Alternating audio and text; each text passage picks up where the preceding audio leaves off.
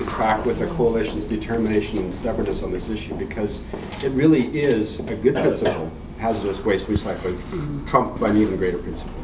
That was the reason why I think we tried our best to communicate the fact that we respected the project. It was never about the project. It was never about their goal and their function. It was about sort of a higher priority. Yeah. Sharon said that right now, people's garages are full of these exact products that would be recycled at this plant, and in the event of a flood, they would go down the river. I've got PCBs in my garage.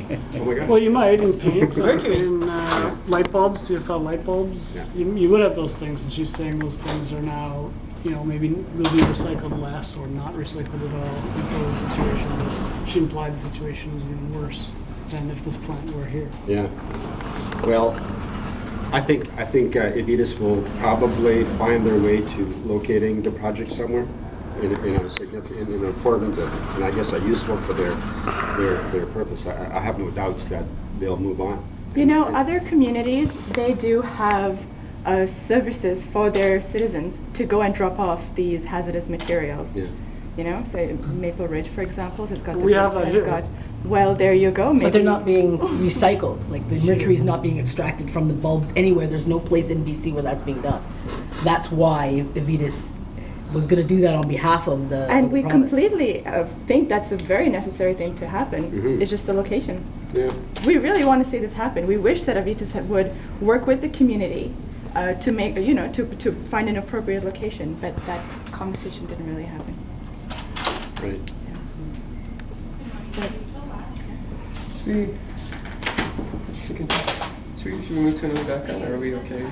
We could actually, yes. Yeah. Would be a bit better. Do you guys mind if we take you to a place that looks a little Sure, better in the picturesque. background? Just to, Sure. Yeah, it's for TV, so. yeah, sorry, we're needy like that. Pretty. Like if we do it here like this. Move down your hair. I need you to sit. Okay. So you guys can come over here to us, step into our studio. Yeah, sir. Go for us. Yeah. Even closer. Just come. Where's Kat? Come Kat's closer. here. Kat. Have you met? That's Is yes. Chief Grand Chief Engineer? Jesse Johnston. Nice. And this is Lisa, Moretta, Chris. Hi there. Okay. Just, just get in. Just Lisa doesn't want to be in the If you front. don't want to, that's fine. There we go. Yes. All right, so where do you want to take it? Who wants to start? Anyone else? Ask your question. Okay, gotcha. Well, first of all, can we just get you to say and spell your first and last name? Tell us what you do with the coalition. Lena Aziz, I work for Watershed Large Salmon Society, and I'm the engagement coordinator. First of all, because we didn't get this yet, your reaction to yesterday's news that Aevitas is pulling out here? Really excited. Really happy to see it happen. First, I thought it was a joke, a very cruel joke, but since we have been able to clarify that it was not, and yeah, we're really happy to see that when community comes together and are really passionate about and really believe in the issue, this is the type of positive response that we get. The mayor's take on it seemed to be that the sole issue here that could have been resolved is if there was more community engagement from the company from the outset, that probably would have resolved everything. Is that the way you feel as well? Perhaps, but it's not. I don't think she can put the blame solely squarely on the company. They are from Ontario. They're from outside our province. They don't know how things are done here. If anything, they should have been given proper guidance from the city.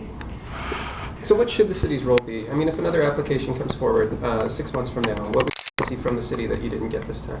I think Chief Penier talks this very nicely, but we would like the city to have appropriate communications. I think what will happen now is going back and looking at some of their policy and understanding what role community engagement should play. Like it should play a bigger role in city decision making, and at this moment it doesn't, and that's what citizens are asking for. Okay. She spoke as well about still wanting a facility like this somewhere if this isn't the proper location. I know you said that you don't have a problem with the facility itself, but if this is a roadblock and there isn't another location, how big of a loss is that, not having something like this? I don't think there is no other location. It is a loss to the community as it stands right now because they seem to have completely pulled away, but I don't think there's no other location. Okay. Maybe that was it for me. A lot of stuff we can get into, but anything glaring that I'm missing that you want to mention? This is a great win for the community, for those downstream of us as well in Metro Vancouver, and primarily for the salmon and the sturgeon that make the heart of the Fraser a really viable, healthy ecosystem. Okay. There might be other.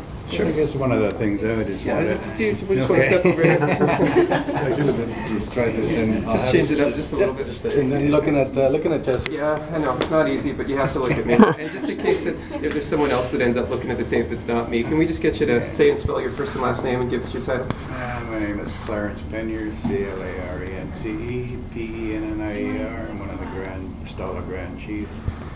And I've been involved with the group since January 2014. And, you know, it was good news to hear that they weren't going to be building their facility by the river. But, you know, that was just what we wanted to hear, that they wouldn't build by the river because of the potential problems with destroying fish and fish habitat and all that kind of stuff. But just sad in a way that they're not going to pursue another location where they can do the work that's necessary to keep things out of the garbage dumps and all other places. So that's what we wanted to see, was just them to do it somewhere else other than beside the river. And part of the problem is that there's, you know, as Stala people, we're not involved with official community plans, developing them with municipalities or the regional districts. And they don't have a constitutional responsibility either to consult with us, but at some stage of the game, we should become good neighbors because we're living in the same area. So that's part of my message to not only Chilliwack, but the rest of the municipalities around our area. Do you think you are better neighbors now, having gone through this whole experience, for better or for worse? Not yet. We still haven't really talked with each other, so you know, there has to happen at some stage where a lot of the people in this area sit down with each other and talk about how development should occur and where it shouldn't happen and all those kinds of good things, you know, because our main responsibility is just to protect the land and the water for our future generations. So, Okay. okay. I think that covers it for me. Thank you. All right, thank you. I'm just gonna get some shots of you guys.